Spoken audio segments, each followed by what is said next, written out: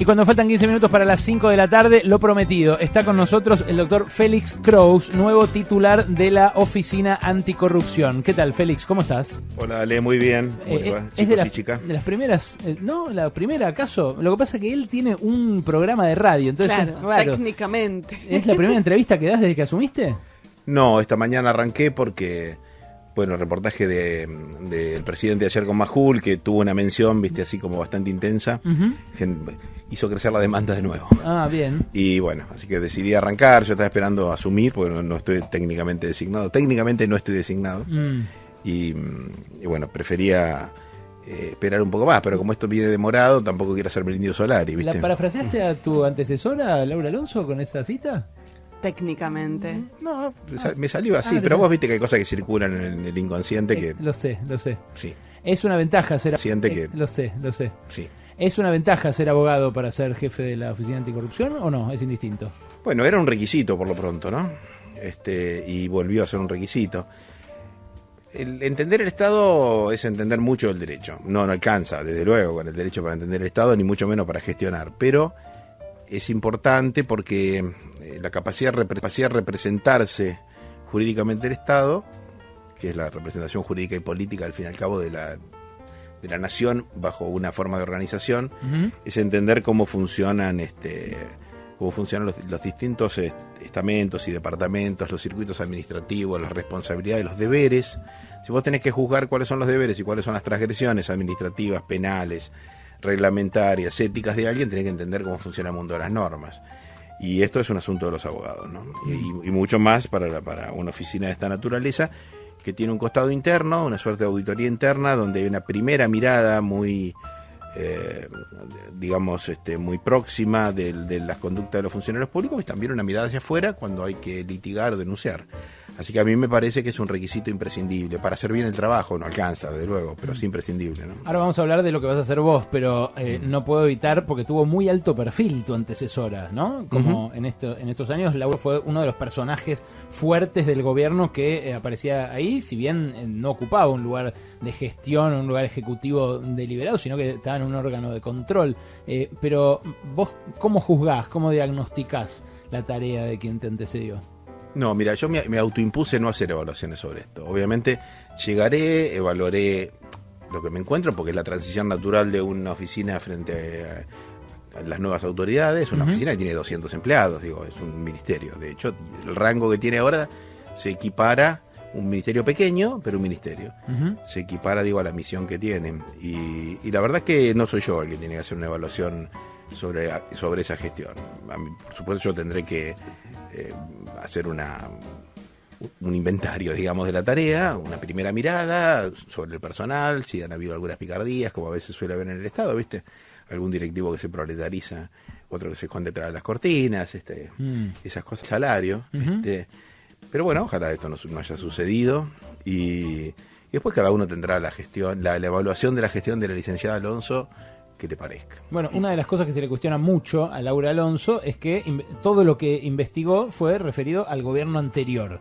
Y la primera pregunta, entonces, ya de cara a tu gestión, es vos vas a tener el foco puesto ahí, vas a dividir esfuerzos y vas a tener una división pensando en lo que hace el gobierno actual. En principio, como plan de tarea, como plan de gestión, ¿cómo lo pensás eso? Grandes trazos, por supuesto, todavía no desembarqué, no tengo un diagnóstico de la situación, pero las grandes líneas, que es lo que hablábamos con el presidente cuando él me convocó, me explicaba qué idea tenía de esta oficina, porque bueno, en términos abstractos, tal como la oficina estaba montada, no es un cargo muy apetecible, ¿verdad? Para nadie, todo el mundo tuvimos una larga charla muy franca.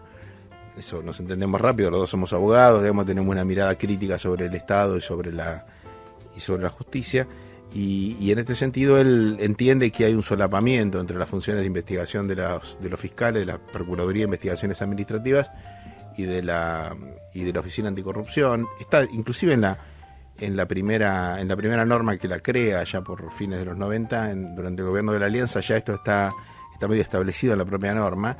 Y nosotros creemos que son los fiscales los que tienen que hacer las investigaciones, ¿no? La Oficina Anticorrupción sí tiene una posición privilegiada dentro del Estado, que es no solo para detectar y conseguir la información dentro de la capilaridad de los, digamos, los meandros del Estado, sino que además también tiene recursos administrativos de detección temprana, derivados de las declaraciones juradas y de las denuncias que pueda recibir.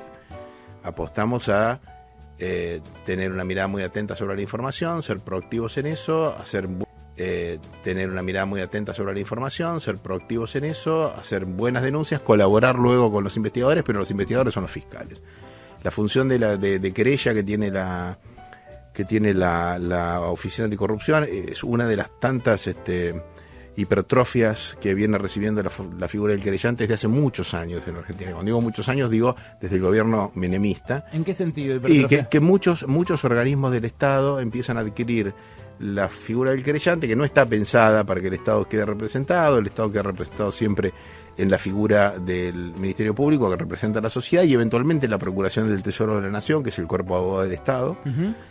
Pero bueno, han ingresado un montón de otras oficinas. ¿Vos decís no debería querellar la Oficina Anticorrupción? El Estado no debería tener tantas representaciones diversas, debería ejercer la pretensión de su interés de un modo más ordenado, más coherente, y nosotros pensamos tener una presencia querellantes en los casos que institucionalmente merezcan un seguimiento y un control desde adentro de la causa, digamos.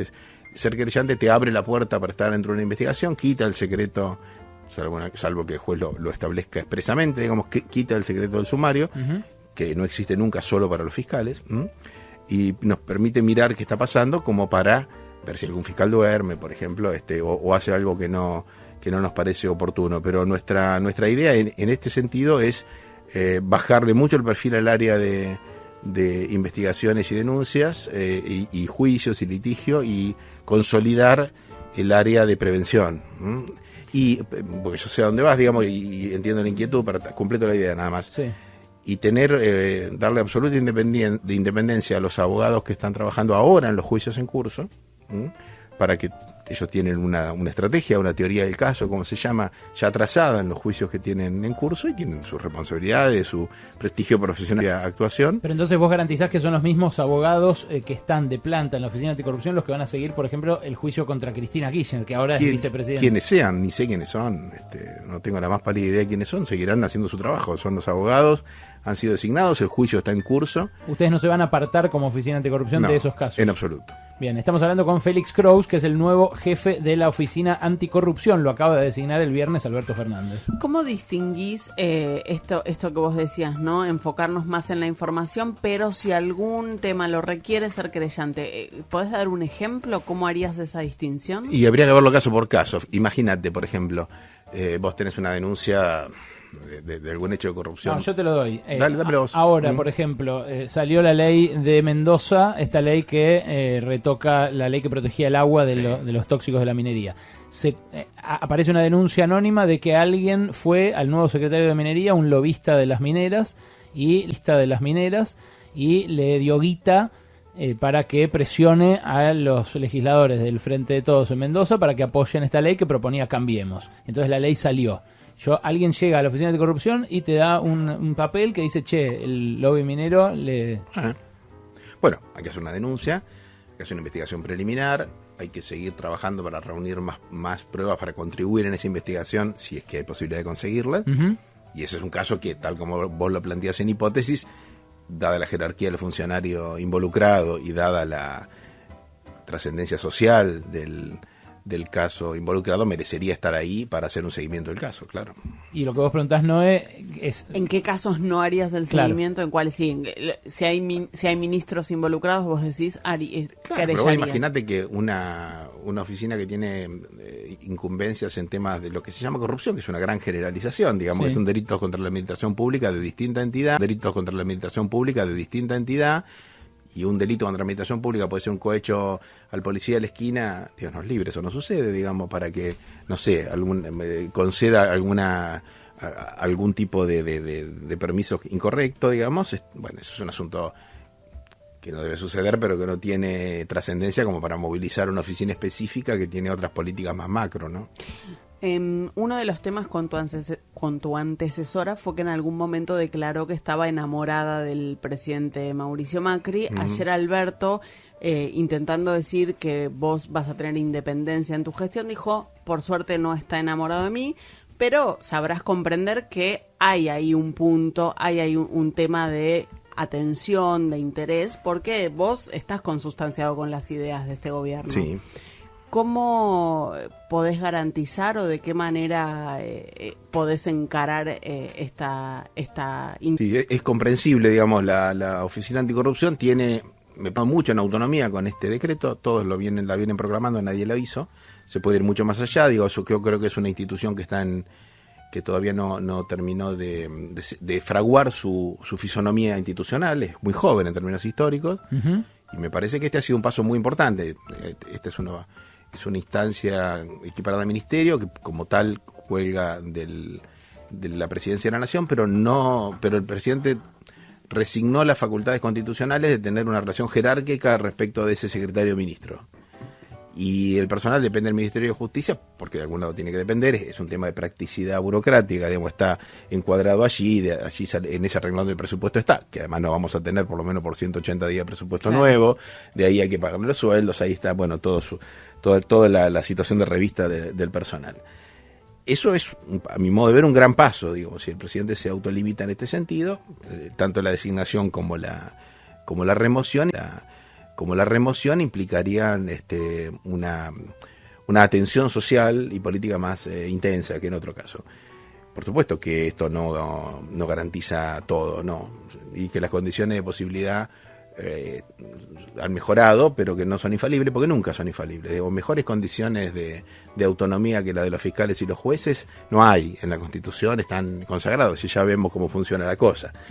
La otra, digamos, a mi modo de ver, la otra garantía, perdónenme la petulancia, a mí me defiende mi biografía, digamos, aquí en este sentido la impronta personal de los funcionarios y lo que queremos defender, nuestra propia historia, nuestro propio prestigio personal, familiar y social, es un dato, digo, a algunos esas cosas nos importan. Pero a la gente que por ahí o no le importa o cree que vos te podrías cagar en eso, sí. ¿No habría sido más para ellos más tajante para disipar sus dudas poner a alguien de la oposición como reclamaban? Y para ellos seguro que sí.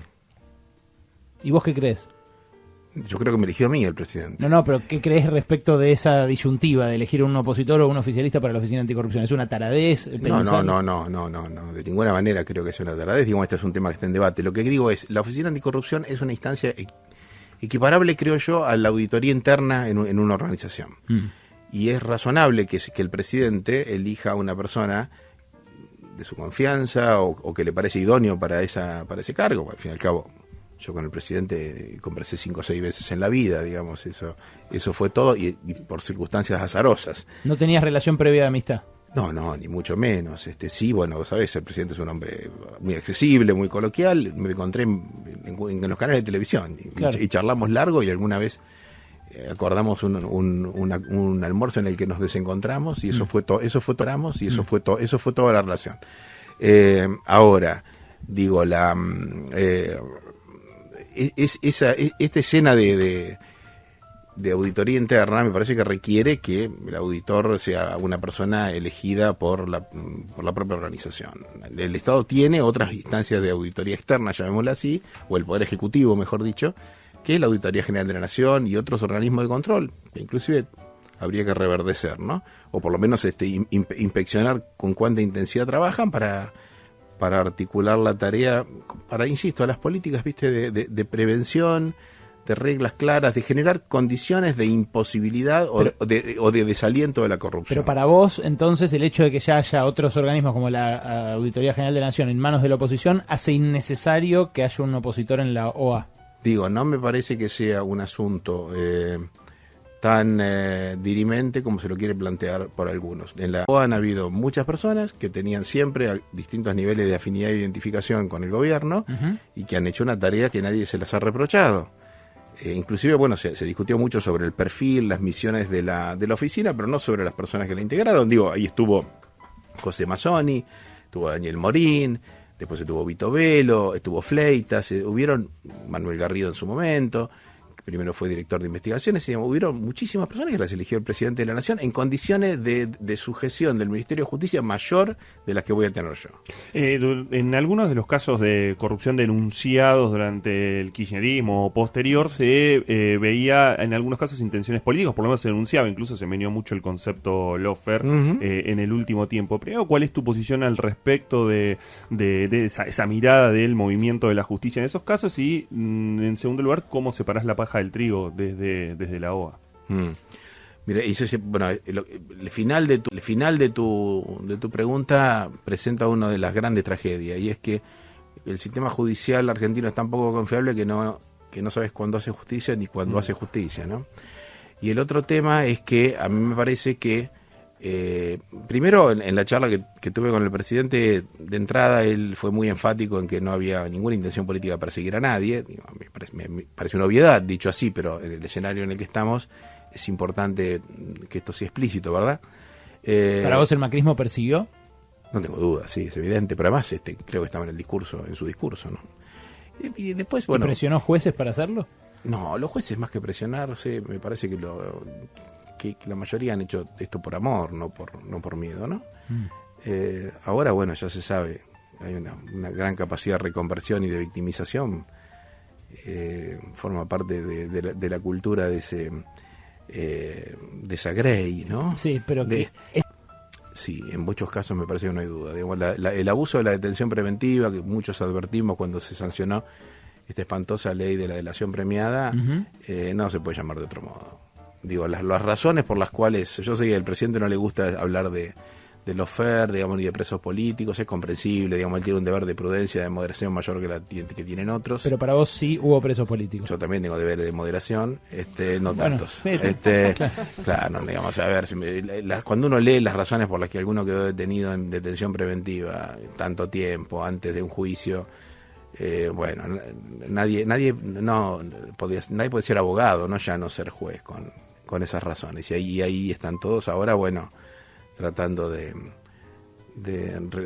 redefinir su perfil, ¿no? La etnografía judicial en algún momento va a contar este extraño fenómeno. ¿Crees que la gente, última, porque se nos fue el tiempo y tenemos que ir ya al noticiero, ¿crees que la gente perdona más ¿crees que la gente perdona más o bueno, le tiene menos asco, menos idea a la corrupción de privados o del corruptor que a la del político o receptor de la coima? Depende, seguramente los empresarios sí. Me parece que la gente es una generalización que incluye... Bueno, es una abstracción. El electorado, la sociedad civil, la opinión pública. Sí, los corruptores creen lo mismo, sí, creen eso. Y para vos hay, digamos, más generalizada la corrupción privada o empresarial que la pública o estatal. Son las dos patas del mismo fenómeno. Ahora, el corruptor que no se presente como un extorsionado, porque los costos, digamos, de sacar del mercado o de cartelizarse bajo la forma de la corrupción siempre son menores que la de competir en serio. Vos eso lo sabés mejor que yo. Sí, claro. Entonces, que nadie se haga la víctima, ¿no? ¿Ahí estás aludiendo a alguna causa en especial? Una charla privada, algún empresario que diga, algún gran empresario, algún mediano empresario que diga, qué barbaridad, gané esta licitación teniendo que poner el 5, el 10. No, lo que sí escuché muchas veces es empezar diciendo, tuve que poner guita, tuve que adornar a este, tuve que adornar al otro. Y yo muchas veces me pregunté, ¿pero en serio tuviste? ¿En serio? ¿Te obligaron o era que querías ganar un negocio? Eso sí lo vi. ¿Y cómo sigue eso después? Y en general el tipo consigue el negocio. Claro, ¿y cómo sigue la respuesta? No me animé. Obviamente todos contamos la mejor versión de nuestra propia historia. Sí, claro. Para vos los empresarios ocultan esa parte. Yo puedo entender que el que quiere habilitar una remisería en un municipio y no puede arrancar porque tiene que adornar a tantos que se le hace inviable el negocio, porque se le consume su capital inicial, sea extorsionado y se le caiga el negocio. No creo que alguien que tiene que gestionar una autopista pueda hablar de ese lugar. Claro.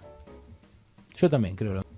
Yo también creo lo mismo. Bueno, viste, estamos de acuerdo. Ese respecto. En eso estamos de acuerdo. En un montón de otras cosas no, y sobre todo en cómo hacer asado, en la... Yo soy mucho mejor que vos. No, Ale. yo soy mucho mejor que vos. No, pero vos sos un esteta, vos sos un asador posmoderno. Yo soy un bárbaro de provincias, que es bueno. otro estilo. Puede 4 ser. ladrillos, ¿no? 4 ladrillos. Una ramita. Vamos a Berkovich se asusta frente a ese escenario. Control de gestión en un par de meses, de la Oficina Anticorrupción y del asado. Félix Kraus, fiscal, abogado y ahora nuevo jefe de la Oficina Anticorrupción.